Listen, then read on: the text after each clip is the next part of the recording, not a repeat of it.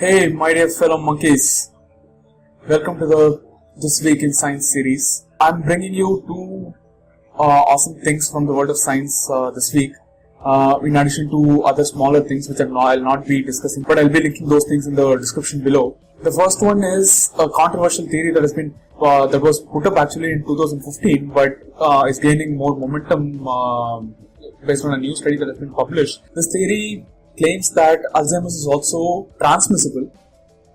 Dr. Collins and his team in 2015 proposed a study stating that amyloid beta plaques, which are characteristic of Alzheimer's disease, cling onto surgical instruments, and when those surgical instruments are not properly decontaminated or the current methods of decontamination are not good enough to remove those proteins, they get transmitted to the next person who is operated on with the improperly decontaminated surgical instruments. So this created shockwaves in the community, and people have been trying to both prove and disprove these theories. A new study by the same team claims that people have been having growth hormone replacement therapy, but we don't know what the source of that growth hormone is. In earlier times, it was used. Growth hormone was extracted from cadavers, and if those cadavers had amyloid beta plaques in the growth hormone, and if they were transmitted and if they were given to the patients requiring growth hormone, those people were susceptible to getting amyloid beta plaques in their brains. 4 people have been studied who were given growth hormone replacement therapy and developed something called Creutzfeldt-Jakob syndrome, which is CJD, which is a form of mad cow disease in humans. Those 4 people were actually given growth hormone replacement therapy, and a new study has been done on growth hormone powders that are being used, and there were traces of both amyloid beta protein and tau protein in those growth hormone powders. The claim here is that these traces of amyloid beta protein and tau protein might act like a seed on the new person or the person on whom into whom this is injected or on whom the surgery is performed. These proteins act as seeds and start to produce more of these proteins, which causes these degenerative diseases ranging from Alzheimer's disease to CJD, which is Creutzfeldt-Jakob syndrome or disease. To test this hypothesis, scientists injected amyloid beta infused growth hormone into the brain of mice and observed the progression towards Alzheimer's disease in these mice. This kind of gives evidence to the theory that the plaques are transmissible. The major claim that the scientists make is that this is not a global health problem, because it is not the contagiousness of the plaques that we are talking about, but it is about the decontamination procedures that are being used right now. And especially Dr. Collins' team want to study how to incorporate more sophisticated decontamination methods to eliminate the ability of these proteins to be transferred from the surgical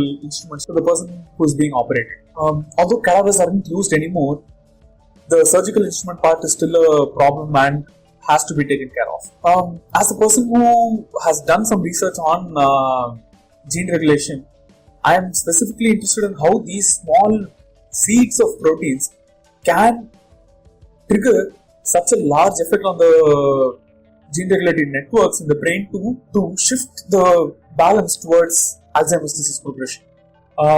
So this is a very new area of research that can start, and this helps in creating models for us to understand the way in which actual Alzheimer's disease progresses, so that we can develop drugs or whatever the mechanism that has to be done to halt that progression. There are also other sources that I have linked below in the description about the study. I have also linked the actual study and also other news articles that have come up regarding this theory. The second thing is a new study or a huge study which tries to understand the network of gene regulation in mental health issues or mental illnesses. This is a consortium called Psych and Code, which involves a lot of researchers who are working on mental health issues, specifically from the genetic standpoint, not from the sociological or the psychological standpoint, but from the genetic standpoint. The major problem that comes up with studying mental health illness is that, unlike monogenic diseases like cystic fibrosis, where a particular gene is faulty, it is like certain cancers.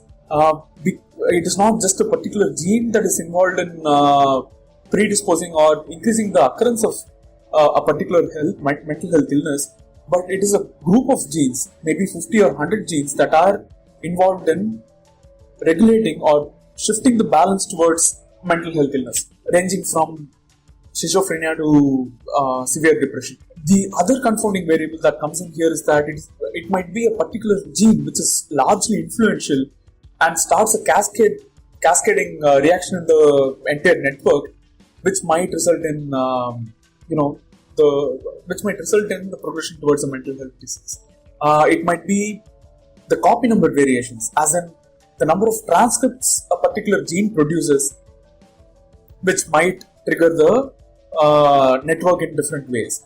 It might be the genomic dark matter, as in the non-coding regions of the DNA or the non-coding regions of the genome, which influences how particular genes are being expressed and how they shift the equilibrium. The non-coding genome part has been uncovered in a study. A long non-coding RNA called DGCR5 has been implicated in the progression towards schizophrenia.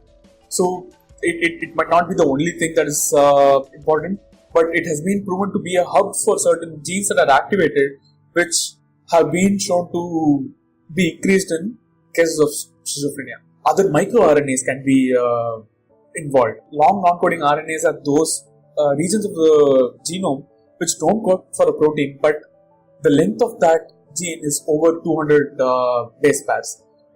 In case of microRNA, it is around 12 to 20 base pairs. That is a part of the network which might help us explain how all these components in the network push towards a particular type of mental health disease. The other variation here is that ratio of certain cell types that are present at a particular location or at a particular time.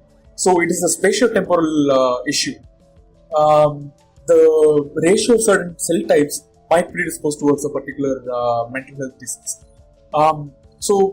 Understanding these components in the network and how they interact with each other helps us understand the disease at a slightly larger scale, so that we can develop models to understand the entire process and develop drugs to thwart the progression towards mental health disease. It can be something like discovering a drug to stop the reaction at the threshold limit. Cholesterol reducing statins do the same thing. A rate limiting step in the reaction towards producing cholesterol is being stopped, which helps us maintain the cholesterol level in the body.